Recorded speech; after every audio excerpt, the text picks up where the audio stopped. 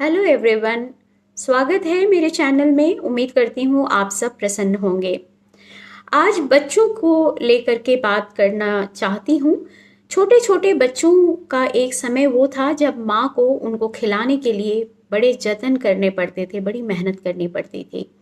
उनको खाना लेकर कभी चिड़ियों के पास, कभी पेड़ पौधों के पास, कभी बगीचे में, कभी रसोई में, कभी खिलौनों के साथ हंसते बहलाते फुसलाते वो अपने बच्चों को खाना खिलाती थी। और इस तरह से बड़े मेहनत और प्रयास के बाद छोटे बच्चे खाना खाते थे। वो समस्या आज के समय में बहुत हद तक मोबाइल ने हल कर दी है। और आज ये प्रॉब्लम उतनी जो मदर्स हैं उनको नहीं है, क्योंकि वो बच्चों के हाथ में मोबाइल, कोई कार्टून ऐसा शुरू कर देती हैं और बड़े आसानी से बच्चों को खाना खिला देती हैं और बच्चे खाना खा भी लेते हैं।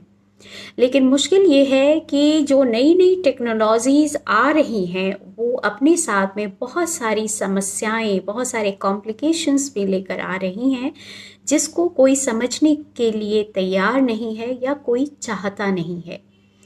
ये जो मोबाइल का प्रचलन छोटे से बच्चों के हाथ से ही शुरू हो जाता है, क्या कभी आपने ये जानने की कोशिश की है कि जो मोबाइल के ऊपर स्क्रीन पर बदल रहे रंग या चित्र या फ्रिक्वेंसीज हैं, उसका इस मोबाइल की स्क्रीन पर बदलते हुए तेजी से रंग या पिक्चर्स या उनका जो बदल रहा तेजी से फ्रिक्वेंसीज है, ये आपके ब्रेन पर भी असर डालता है।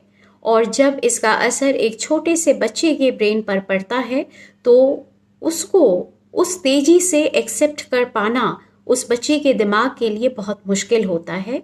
और यही वजह है कि धीरे धीरे आजकल बच्चों में जो कंसंट्रेशन की प्रॉब्लम है वो शुरू हो गई है। वो बहुत देर तक अपने आप को फोकस्ड नहीं रख सकते हैं, कंसंट्रेट करके नहीं रख सकते हैं, हमेशा उनका मन विचलित रहता है।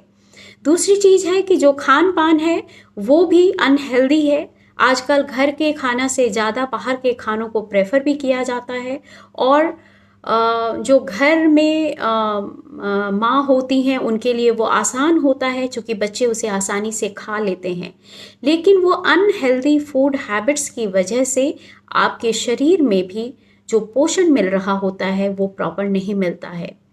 और इसकी वजह से शरीर के हर अंग का, वो चाहे दिमाग ही क्यों ना हो, उसका विकास प्रॉपर नहीं होता है। एक कहावत थी कि आप जैसा अन्न खाएंगे वैसा तन होगा, वैसा चित्त होगा, वैसे विचार बनेंगे, वैसा मन में आएगा और वैसे ही आपके कर्म होंगे।